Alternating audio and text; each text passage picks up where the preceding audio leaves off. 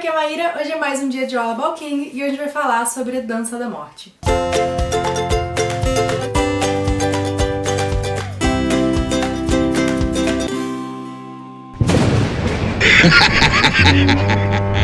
Como eu li esse livro aqui em e-book, eu vou fechar minha capinha e botar só foto, gente, pra não ficar aqui segurando, assim, não vai ser muito confortável, tá? A Dança da Morte foi publicada a primeira vez em 1978 e depois foi relançado com mais 400 páginas, mais ou menos, em 1990. Por isso que eu tô botando esse vídeo aqui depois de Misery e não logo depois de Salem, que foi a segunda resenha aqui do projeto, né? Isso porque eu li essa versão de 1990, que é a versão sem cortes e revisada. A primeira vez que o Stephen King publicou o livro, a editora achou que eles não iam conseguir vender um livro tão grande, então ele precisou tirar várias coisas. E aí, 12 anos depois, quando ele já tinha uma carreira, uma fama, eles toparam publicar o livro de novo. Eu não lembro agora se foi numa nova editora, eu acho que já estava em outra editora. Aí ele publicou o livro de novo, colocando muitas coisas que ele tinha tirado, reescrevendo outras coisas que ele precisou tirar, ele achou que era melhor ter deixado pra fora mesmo. Mas o livro que já era bem grande ficou maiorzinho. Mas pra vocês terem uma noção, essa é a minha edição aqui nacional de A Coisa, tem 1.100 páginas, e Dança da Morte, na edição nacional também, tem 1.248. Ou seja, 100 páginas a mais do que isso aqui. Como eu li com uma fonte bem grande no meu Kindle, deu 1.600 páginas, mais ou menos. Bom, em 94 o livro foi adaptado como uma minissérie pra TV e em 2002 a Marvel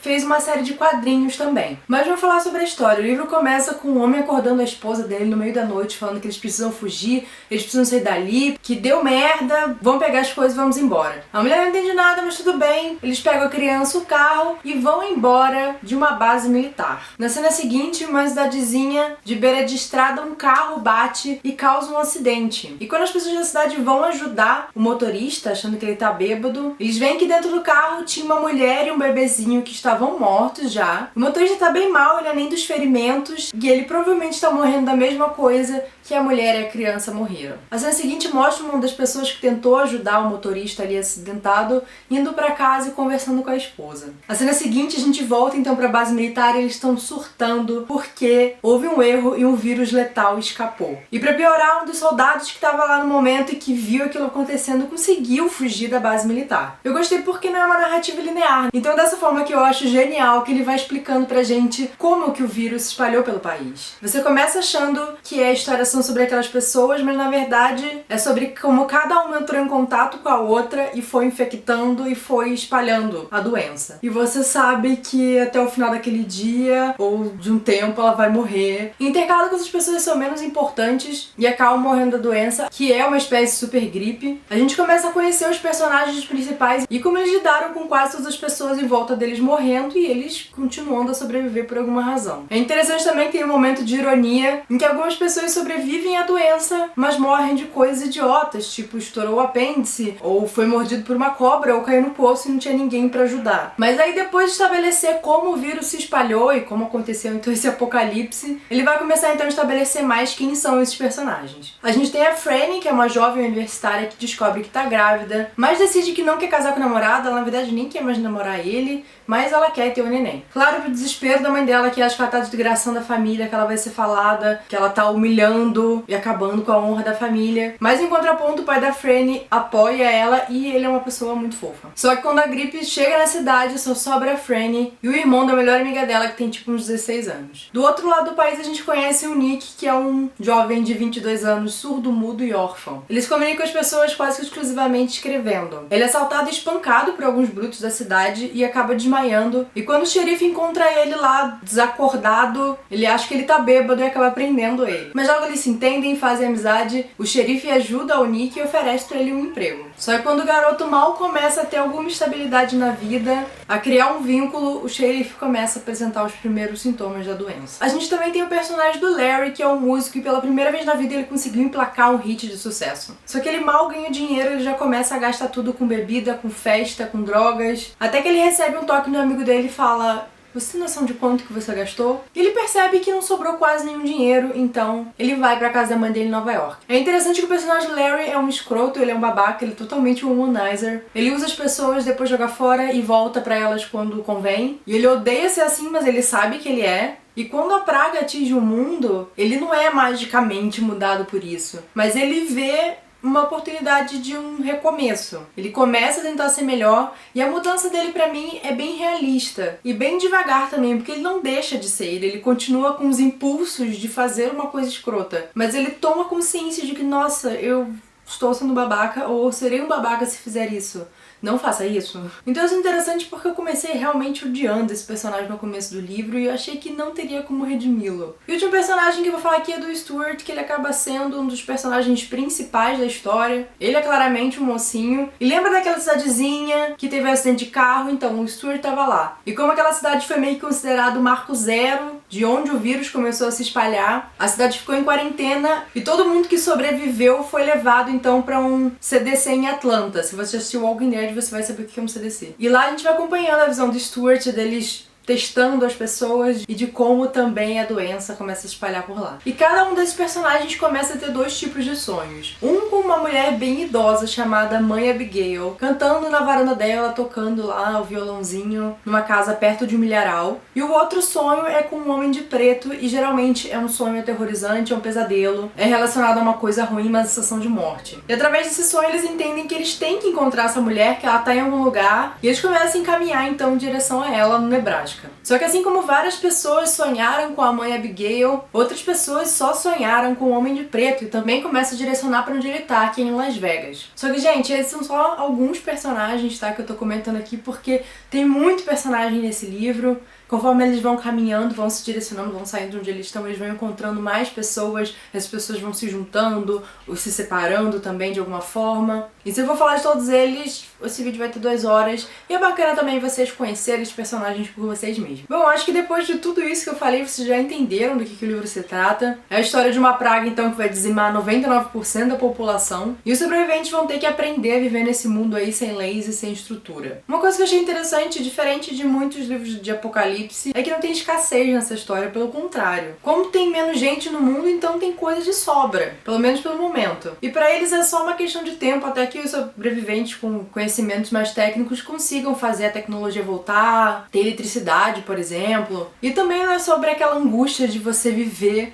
com medo de ser comido por um zumbi, porque os mortos nesse livro continuam mortos. As ameaças são você ter que conviver um com o outro, sem um sistema de regras determinado, sem direitos, sem deveres. O próprio Homem de Preto é uma ameaça óbvia da história e ele tá se juntando também numa sociedade em que é ok crucificar pessoas que não andarem na linha. Os próprios cuidados básicos, médicos, modernos, né, que a gente tá acostumada. Uma grávida, por exemplo, se precisar de cesariana, como é que faz? E por último, que eu acho que é a maior sensação que o livro deixa é da humanidade repetir os mesmos erros que levaram ela à sua própria destruição. É interessante que tem um personagem aqui que é um professor de sociologia e ele vai fazendo os comentários mais geniais, porque ele vai apontando que o comportamento humano, mesmo nas melhores das intenções, se não for pensado de uma forma estrutural, vai acabar numa oligarquia, vai acabar numa ditadura. Um sistema que oprime tentando ajudar. Aquela coisa de é para o bem maior da sociedade. Então a gente tem aqui um paradoxo, porque para a sociedade funcionar a gente precisa de regras e limites. O problema é quando você desenha esses limites, você se torna menos livre. Enfim, eu gostei muito desse personagem porque ele fazia reflexões muito,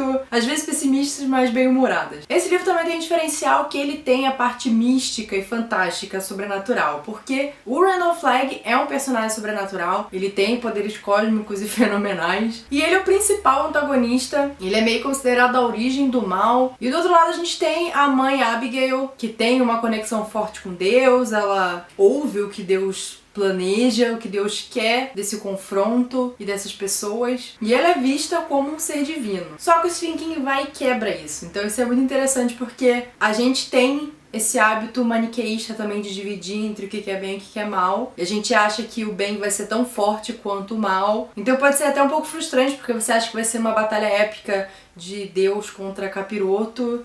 E não é bem assim. E apesar de ser um livro bem longo, eu acho que o tamanho dele é necessário para a ambientação que ele quis fazer, para a construção de personagem também. Eu mencionei aqui só alguns, mas a gente tem pelo menos 11 personagens com ponto de vista e mais 15 personagens secundários que vão interagir e são relevantes para a história. É uma jornada bem épica mesmo, então eu acho que o tamanho dele faz sentido. Mas eu tenho uma coisa para reclamar, é que eu achei as personagens femininas um pouco mal desenvolvidas aqui. E isso é estranho pra mim porque eu já li né, vários livros do Stephen King, eu sei que ele consegue escrever personagens femininas interessantíssimas, mas a própria Franny, que é super decidida e super ativa no começo, conforme ela vai ficando mais grávida, ela meio que vira a grávida que chora. Os personagens mais interessantes e com um arco, né, de desenvolvimento, e até o próprio relacionamento deles entre si, são todos masculino. E apesar de eu gostar muito desses personagens e torcer e ficar com medo que alguma coisa ruim acontecesse com eles, eu não me senti tão emocionalmente conectada com eles. Talvez porque os personagens que eu mais gostei, depois que o tabuleiro estava armado, perderam um pouco de espaço, não ficaram tão importantes, ou simplesmente não aparecem mais. Eu acho que quando ele foi lançado em 78,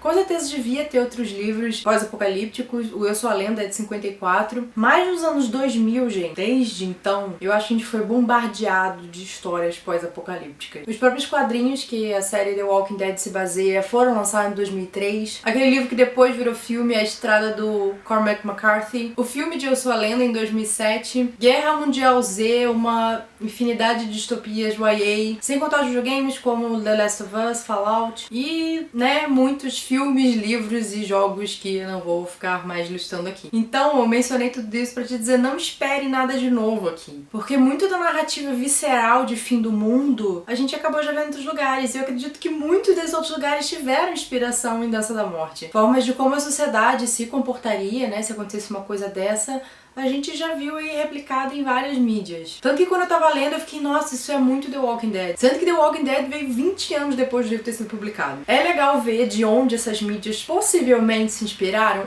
mas te tira um pouco da surpresa porque você já tem aí um monte de referências. E bom, eu entrei nesse livro com uma expectativa altíssima. Esse livro todo mundo diz, todo mundo que é fã de Stephen King fala que é o melhor livro dele. E ele realmente é muito bom, sem dúvida. Ele tem aí uma das principais qualidades pra mim do Stephen King, que é colocar pessoas diferentes interagindo e lidando com situações complicadas. A caracterização de personagens dele é maravilhosa e eu acho que épico é a melhor maneira de descrever esse livro, mas épico, épico mesmo, tá? Não é como as pessoas falam épico hoje em dia, que na padaria é épico. Mas mesmo gostando bastante, achando um ótimo livro, como eu falei, eu não fiquei tão emocionalmente investida nesses personagens. Eu não fiquei decepcionada, mas eu também não fiquei exultante, como eu achei que ia ficar, tipo, ai meu Deus, melhor livro ever. A coisa continua sendo meu xodó. E acho que a última coisa que eu posso adicionar aqui sobre esse livro é que ele tem uma conexão fortíssima com a Torre Negra, porque um dos vilões aí da série é o Randall Flagg, que é o antagonista aí de Dança da Morte. Sem contar que essa história acaba aparecendo como uma das realidades paralelas aí da Torre Negra. Bom, gente, desculpa se eu falei muito. É que esse livro é bem grande, tem muita coisa pra se pensar, pra falar sobre ele. Eu espero que vocês ainda estejam aqui até o final. Então, se você ficou até o final, muito obrigada. E muito obrigada a todos vocês, gente. Eu tô adorando a participação de vocês, tá sendo muito legal. Eu tô ficando muito feliz.